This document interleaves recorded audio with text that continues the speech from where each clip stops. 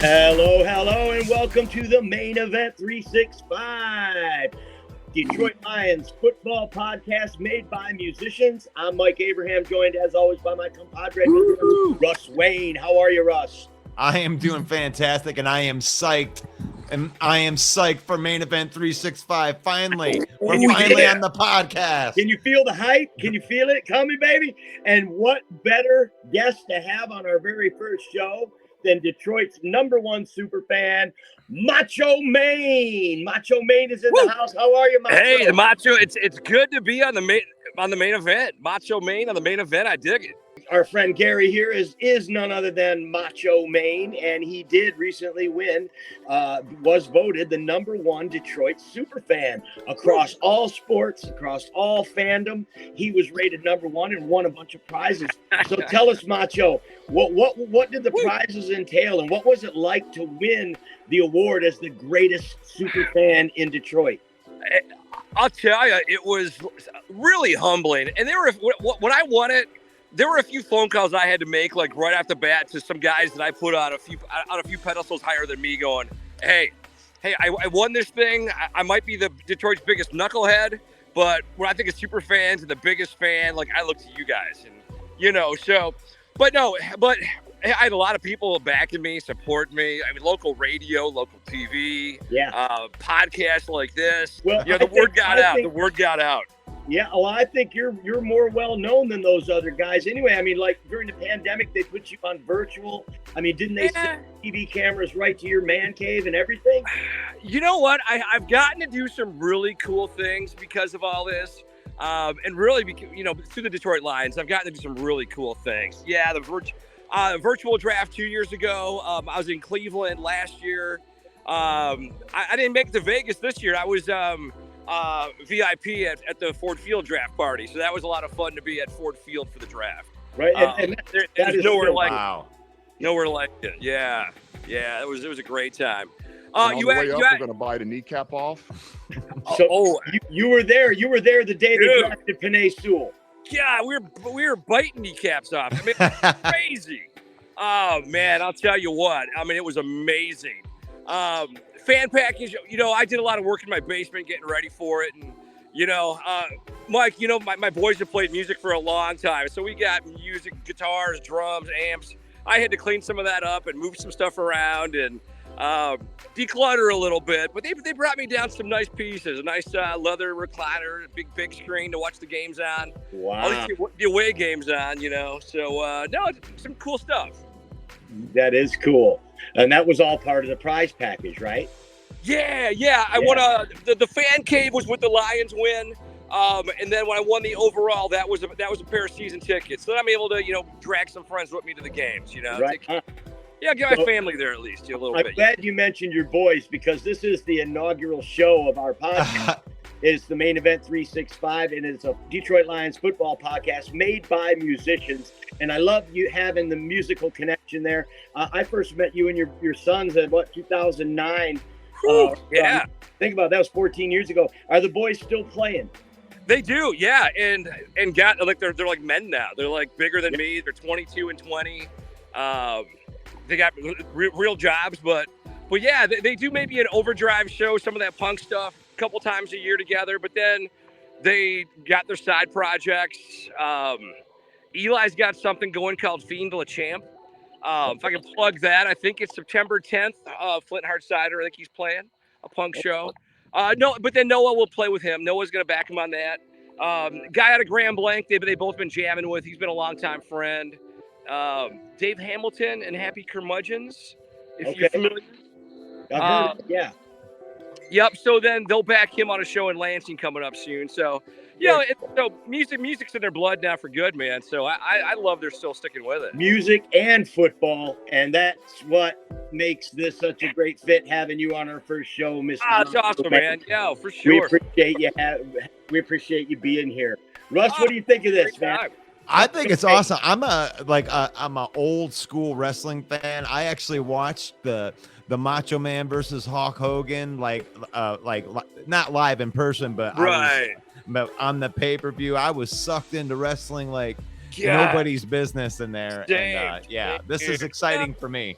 Oh, same here. And so my buddies and I, we would travel like one away game a year. One year we ended up in North Carolina and just met these cool dudes Saturday before the game. They're like, oh, come to our tailgate tomorrow. And they told us where to go. And they're like, hey, we're hooking you up. We're taking care of you guys.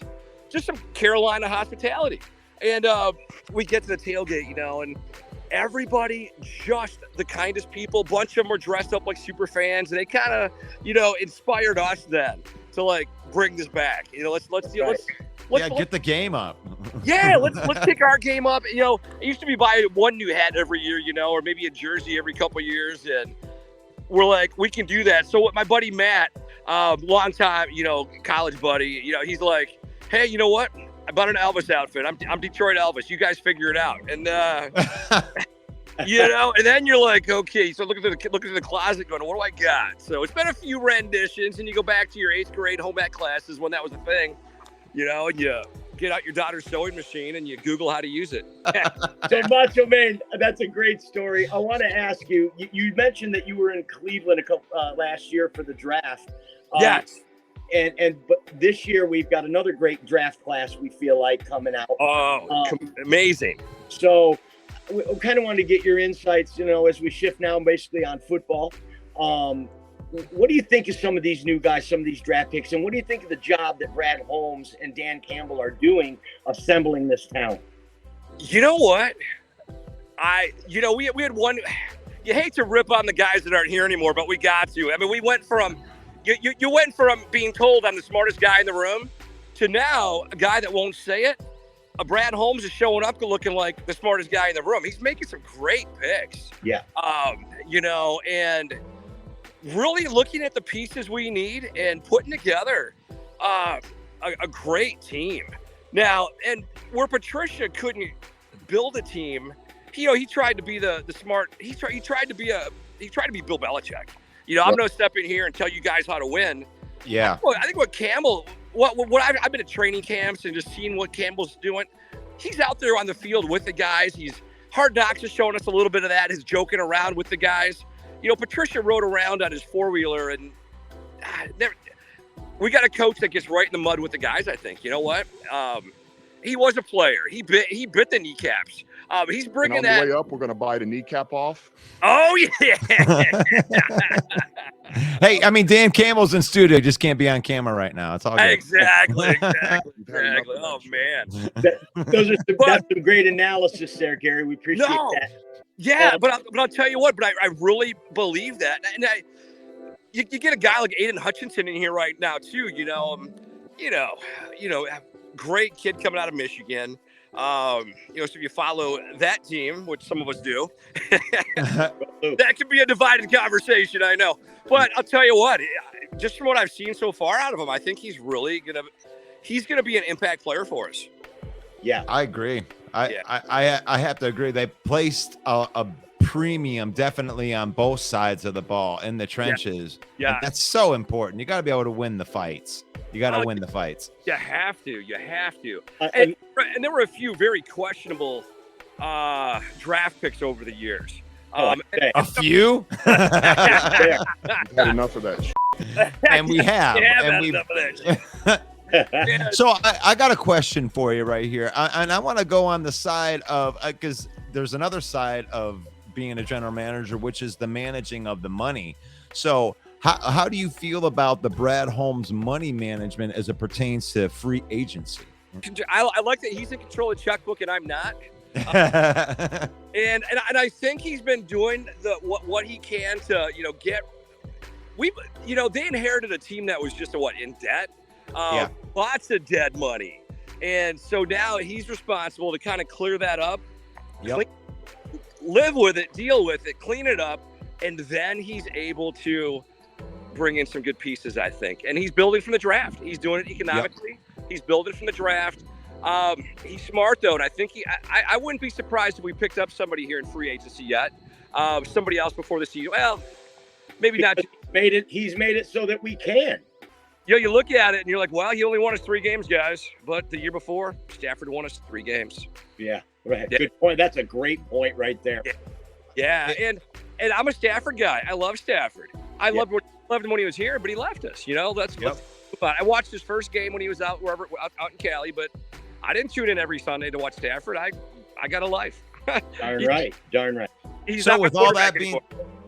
So with all that being said, real quick, I mean, like, what do we have for a prediction? I mean, you got a prediction for next year's season, or you just kind of leave it out there? Or am I putting you on the spot? I don't want to put you on the spot, you know. Well, you always hate to predict that you're ever going to lose a game, right? But I'm going to go 12 wins.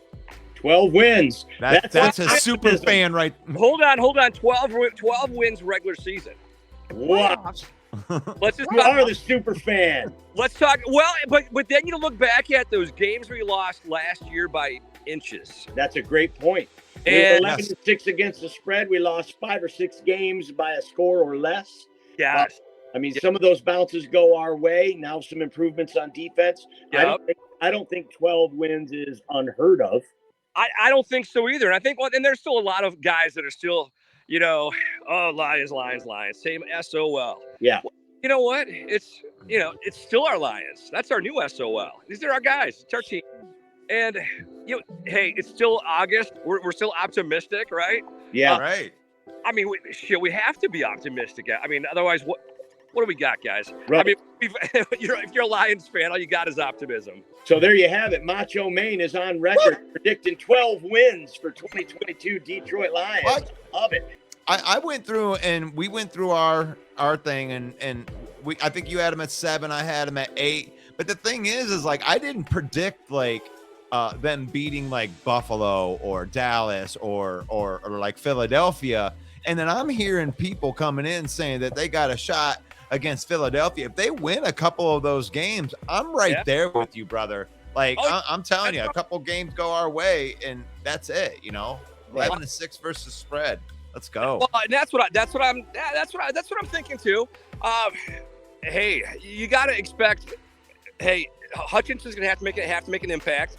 Yep. We got number 44, 6th round pick Rodrigo. Yeah. What I love about those guys, and what's cool about Hard Knocks is we're really getting to kind of see the reality TV behind it. We're getting to see the behind the scenes. So normally we wouldn't go into a season even knowing Rodrigo's name. But now we're seeing that he might start, and these guys are hungry, And Q, bite the kneecap one more time for me. But they're hungry; they want to play. And on the way up, we're going to buy the kneecap off. Yeah. One of the rookie class that we didn't talk about was Jamison Williams, and the Lions did announce today that he'll be put on the NFI list, which is a non-football injury list, and league rules mandate that they must miss at least the first 4 games of the year. So what are you thinking about Jamison Williams? What do you think of the pick? And do you think he'll have a big impact when he does see the field this year? I hate waiting. But I really do think we got somebody special with him. It was nice that his frown went away. I mean, we saw the draft. We saw when he landed in Detroit. He's not even smiling. Maybe that's his character. But I think Coach Campbell can be very that kind of excitement rubs off on you, and it's contagious. Yeah. And so I think when he starts seeing what's happening on the field, he's going to want to be a part of that. So, no, I think we got a great pick there. You've got a guy like Kennedy who's showing up in the preseason. Who knows what will happen with him? Right now we're pretty wide. We're pretty deep in our wide receiver. There's a lot of camp battles going on in training camp. Are there any that you're watching closely? Well, you know what? After last week's Hard Knocks, Rodrigo, and that yeah. In that room, and see if he makes first string. So I love how animated Kelvin Shepard was when he was talking to the veterans about it. I do too, and it's got to make the new guy feel a little awkward. But you know what? A lot of guys play to get paid, and some guys just want to play to bite some kneecaps. They're hungry. They want to win. They want to be part of this. Right. And that's what we need. We gotta get some of that Lionheart feel in here, where guys come in. We need guys like Zach Zenner. There's a name for you guys. Remember him? Yeah. I love it. So Macho Maine, the upcoming 2022 season, the Detroit Lions have been blessed with the 5th easiest schedule. Are there any road games on your calendar this year? Well, let me tell you one time, in my best Hulk Hogan voice, there's no easy schedule in the NFL, right? But no, you're right. No, we're going to Boston. We're going to the Patriots. Gonna go to Boston and park. You're gonna look at Matt Patricia's stupid You face. get to see Matt Patricia's stupid face. If we get to watch Patricia lose, and that's the best part. You know, and the end of Belichick, we beat him again. We beat him the last time we played him. But they were what we thought they were. You know? So that's it. Macho Maine is taking the pride with him to Foxborough. Foxborough. Ooh, yeah. We'll end up in Packerland. We'll end up in Packerland this year too, probably. That's gonna be a cold game in the frozen tundra. Going to get the Lambeau this year. Very cool. So tell me, whether it be home or away, Macho Maine, which game are you looking forward to the most this year? I'll tell you what, it's always the next one. And so right now it's September 11th. First. We're home with the Eagles, baby. And yeah, I've got some friends. One dude in particular, he's like the Philly sports guy, and he's a super fan. Met him when I was out in Cleveland.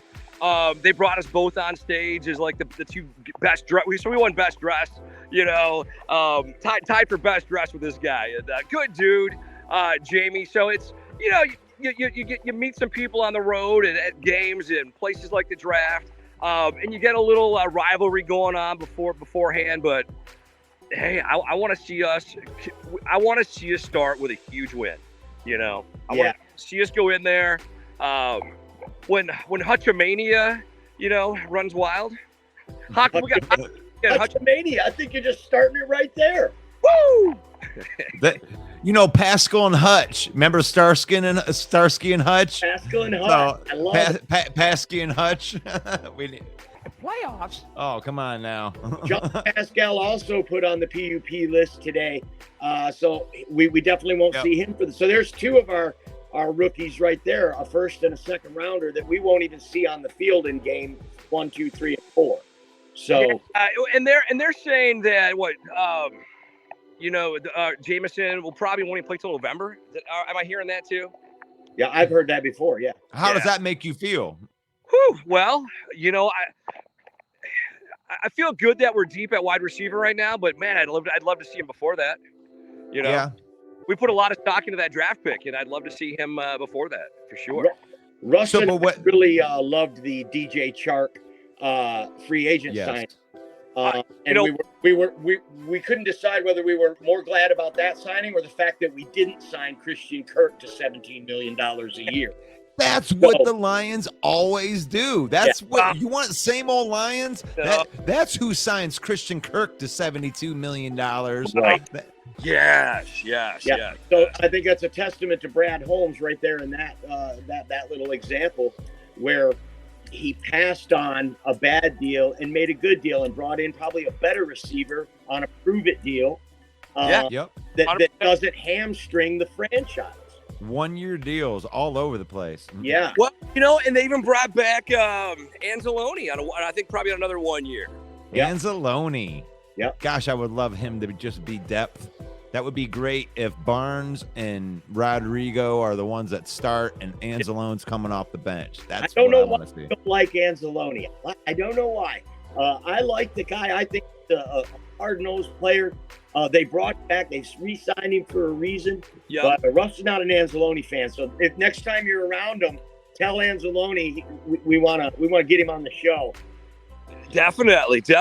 Well, and you know what? I think a guy like that would come on the show and do the show. But I really want to see some more out of him this year too. I think he's great off the bench. I think when he's playing in his role where he's the strongest, I mean, he's just not a starter. Some guys are built for that, and some guys aren't. I think that's a great point, Russ. That when he's at his best, that should be the level of our backups. We need to reach higher than that. And you know, maybe Anzalone, maybe I just admire how hard he played when I went and seen him play. He stood out to me a lot. Yeah, no, for sure. And I think it's just we need our team to be hungry. We need that bad era like the Pistons had way back when. Yeah. Man, you know, next year they can even change some of the colors. They can change colors in the uniforms again. I hope they bring back the black jersey. Let us be that bad boy. Like I want teams to be afraid of coming to Detroit or playing Detroit. We've had enough You of know, The that. way they're building the offensive and defensive lines, that day might be coming, my friend. I think you're right. I think.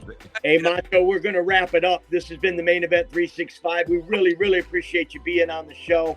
Oh, And God. we appreciate you representing all us diehard Honolulu Blue Kool-Aid drinkers. Hey, man, thanks again, and best of luck to you. Hey, do I get one shameful plug? Yeah, go ahead. All right. So, my four other bros were the Blue Main Group and dressing up for years. Our website, Detroit Lions, superfans.com. You know, all things Detroit Lions football.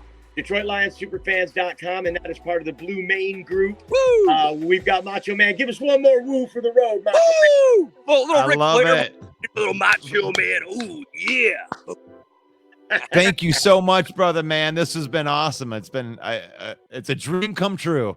Russ, man, I know you play everywhere, and so I get out a ton, and I know we know a lot of the same people, so I can't wait to catch one of your shows sometime soon.